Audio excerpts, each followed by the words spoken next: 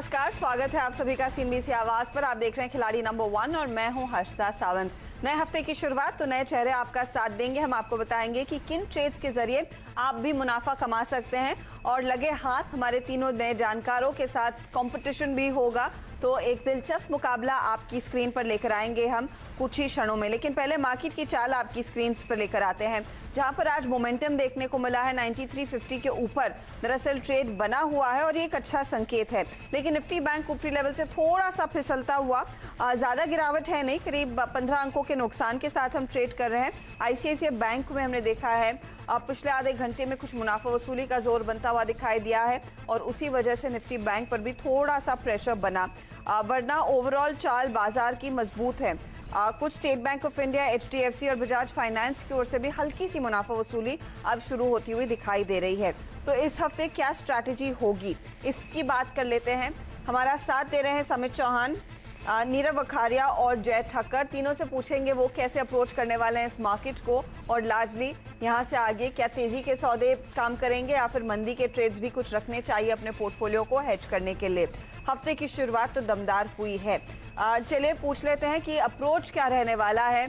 समित, good morning, बताइए आपकी strategy क्या रहेगी, क्योंकि मोमेंटम बाजार ने पकड़ा है, ग्लोबल क्यूज अच्छे हैं और भारत में भी कई ऐसे पॉइंटर्स निकल कर आ रहे हैं इकोनॉमी के रीओपनिंग को लेकर, जिससे उत्साह बना हुआ है और तेजी के ट्रेड्स अभी भी शामिल है बाजार में।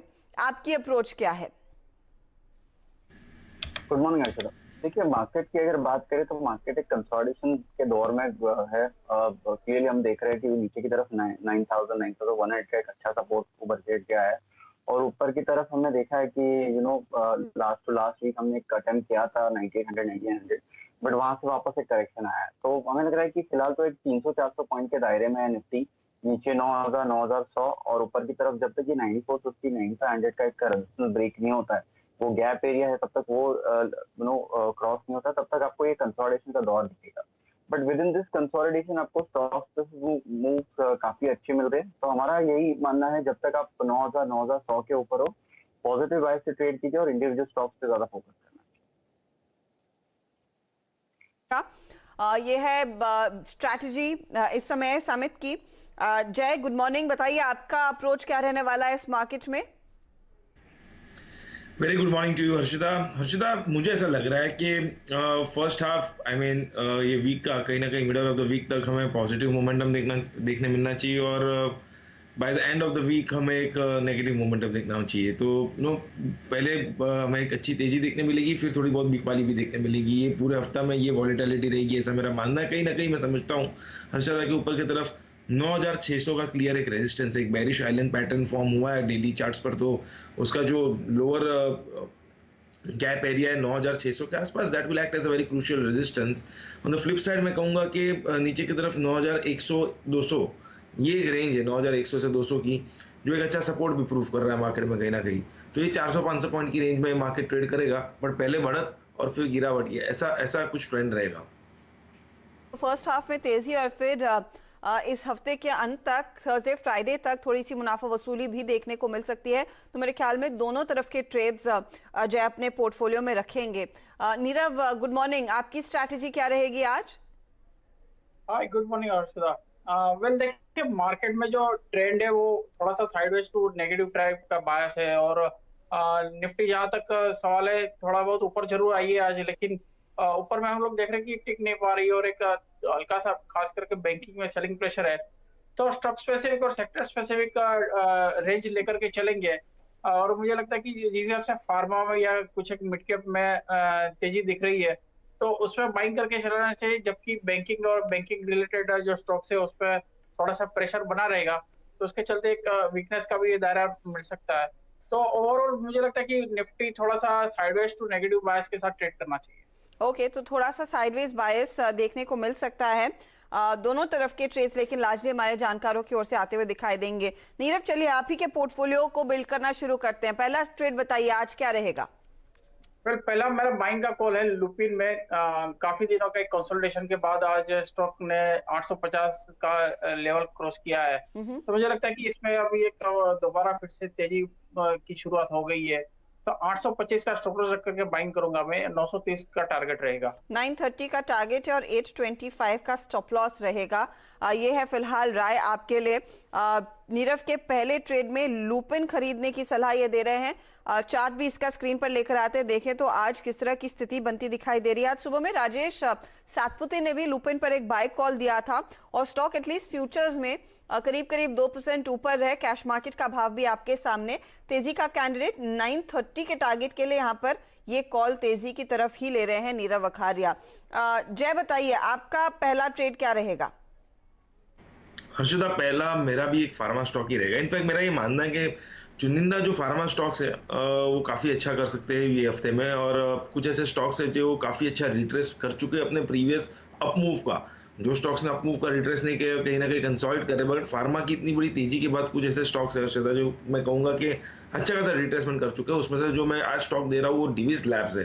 अगर आप देखें तो क्लियरली मैं कहूंगा कि 38.2% रिट्रेसमेंट अपने प्रीवियस हाइस का कर चुका है। ये स्टॉक में हमें एक उसका 50 डेमा के आसपास से रिवर्सल भी देखने मिल रहा है। एक डाउन ट्रेंड लाइन में से डाउन ट्रेंड लाइन रेजिस्टेंस में से ब्रेकआउट भी देखने मिल रहा है। आवरली एवरेजेस पे से एक बाय क्रॉसओवर भी देखने मिल रहा है। तो ये जो सारे टेक्निकल पैरामीटर्स है वो कहीं ना कहीं पॉइंट कर रहे हैं कि ये स्टॉक में हमें यहाँ से एक अच्छी बढ़त देखने मिल सकती है।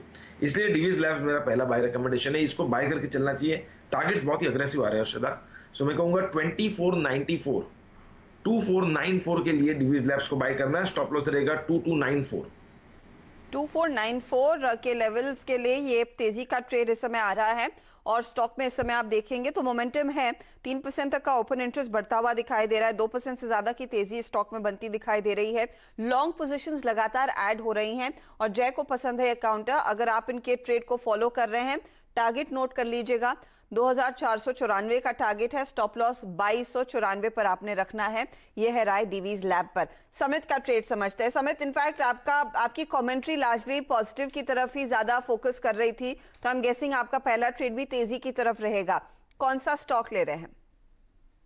जी हाँ, स्टॉक स्पेसिफिक हमें लगता है कि पॉजिटिव बायस कंटिन्यू रहेगा। और यहाँ पे ऑटो स्टॉक्स में हम देख रहे हैं सुबह से काफी बज है, स्पेशली टू व्हीलर स्पेस में। हीरो मोटो ने जैसे एक अच्छी मूव ये सारी स्टॉक्स में ट्रिगर की हुई है, तो हमें लगता है ये कैचअप मूव टीवीएस मोटर्स में हो सकती है। और इसमें क्लियरली एक 327 के आसपास एक अच्छा रेजिस्टेंस था जो उसने आज डिसाइसिवली ब्रेक किया। वॉल्यूम जैसे बढ़ चुके हैं, हमें लगता है कि टीवीएस मोटर्स में यहाँ से एक अच्छी खासी कैचअप मूव दिख सकती है।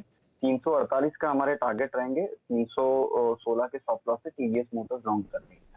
316 का है स्टॉप लॉस और 348 के टारगेट के लिए देखिए ये ट्रेड तेजी की तरफ। और वो स्टॉक अगर आप देखेंगे तो आज के सत्र में करीब 6% भाग चुका है। तो क्या अभी भी स्कोप है यहां से आगे और गेंस हासिल करने का? समित, नॉर्मली यही होता है कि 5-6% भागा हुआ शेयर आगे रफ्तार नहीं दिखा पाता है, लेकिन आपको क्या भरोसा है कि यहाँ पर मोमेंटम आगे और बढ़ेगा?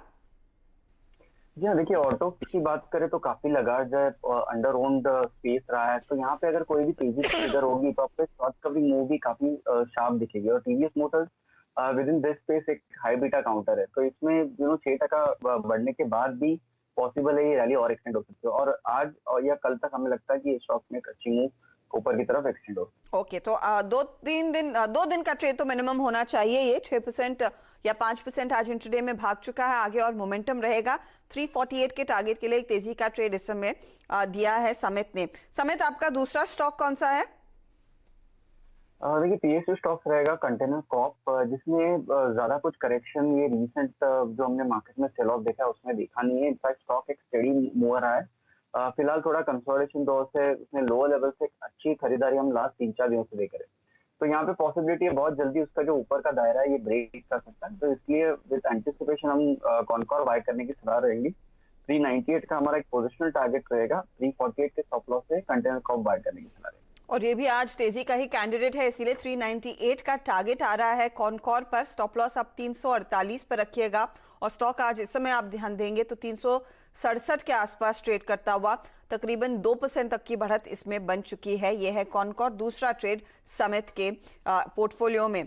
नीरव, आपका अगला ट्रेड बताइए। आपने शुरुआत की पारी की लुपिन के साथ, दूसरा स्टॉक कौन सा रहेगा? जैसे मैंने कहा कि मुझे बैंकिंग में थोड़ी वीकनेस लग रही है, तो इसी के चलते मैं आरबीएल बैंक में सेल करने की सलाह दूंगा। स्टॉक देखिए पिछले 5-6 दिन एक छोटी सी रेंज में ट्रेड कर रहा था, लेकिन फ्राइडे को एक बड़ी कैंडल के साथ में रेंज के नीचे बंद हुआ और आज भी उसके नीचे ट्रेड कर रहा है, तो एक फ्रेश वीकनेस जनरेट हो रही है। तो आरबीएल बैंक मेरी सेल करने की सलाह है। मैं यहाँ पे एक सेल को लूंगा, 118 का स्टॉप लॉस रहेगा और 102 तक का नीचे में टारगेट रहेगा। तो ये है फिलहाल 102 के टारगेट के लिए आरबीएल पर शॉर्ट कॉल, 118 का यहाँ पर स्टॉप लॉस आप लगाइएगा।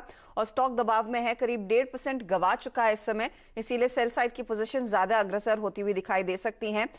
यहाँ पर आप बिकवाली करके चले 2.5% नीचे अब कैश मार्केट में। जय, आपका दूसरा ट्रेड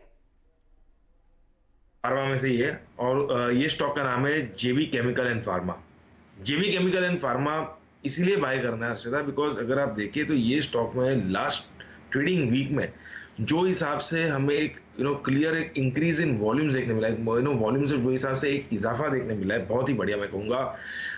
अपने लगभग 1-2 हफ्ते के एवरेज वॉल्यूम से ज़्यादा वॉल्यूम डेली चार्ट्स पर हमें देखने मिला। मल्टीपल स्विंग रेजिस्टेंस में से हर्षदा वीकली मंथली चार्ट्स में से ब्रेकआउट देखने मिला। डेली वीकली चार्ट्स में क्लियरली उसके मोमेंटम में एक बाय क्रॉसओवर देखने मिला पॉजिटिव डाइवर्जेंस के साथ। ये सारे इंडिकेशंस देख के मुझे कहीं ना कहीं ऐसा लग रहा है कि bulls are well in command जहां तक JB chemicals and pharma is concern. So I think ये स्टॉक बाय करके चलना चाहिए, क्लियर एक अपवर्ड मोमेंटम में। So not only from the point of view of defensive but momentum भी काफी पॉजिटिव है। इसका जो स्टॉप लॉस रहेगा नीचे में लगभग 609 का रहेगा हर्षदा। 609 के स्टॉप लॉस के साथ बाय करना है, 730 का टारगेट अग्रेसिव टारगेट से, मगर मुझे ऐसा लग रहा है यही वीक में अचीव हो जाएंगे। ओके, एक अग्रेसिव टारगेट दिया है, 730 तक के टारगेट इसी हफ्ते बनते दिखाई देंगे।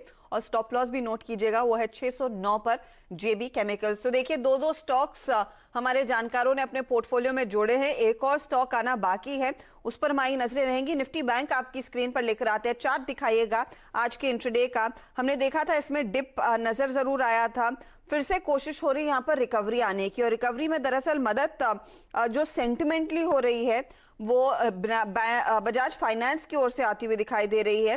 कार्यक्रम की शुरुआत में मैंने आपको कहा था यहाँ पर हल्का सा टिक नीचे की तरफ है, याद रखिएगा। बजाज फाइनेंस के इसी हफ्ते नतीजे आने वाले हैं और उससे पहले यहाँ पर थोड़ी सी पोजीशंस बनती हुई दिखाई दे रही हैं, तो वो भी एक स्टॉक रहेगा जिस पर आपने नजरें रखनी है इस हफ्ते या फिर अगले हफ्ते। बजाज फाइनेंस में कहीं पड़ रही थी, नंबर्स एक्सपेक्टेड है और वो स्टॉक इस समय 1% जोड़ रहा है, अपने फेवर में रिकवरी आ रही है, तो इस पर भी हम बात करेंगे आगे। लेंगे एक ब्रेक, लौटेंगे। एक एक स्टॉक हमारे जानकारों की तरफ से आना बाकी है। आप बने रहिए CNBC आवाज के साथ।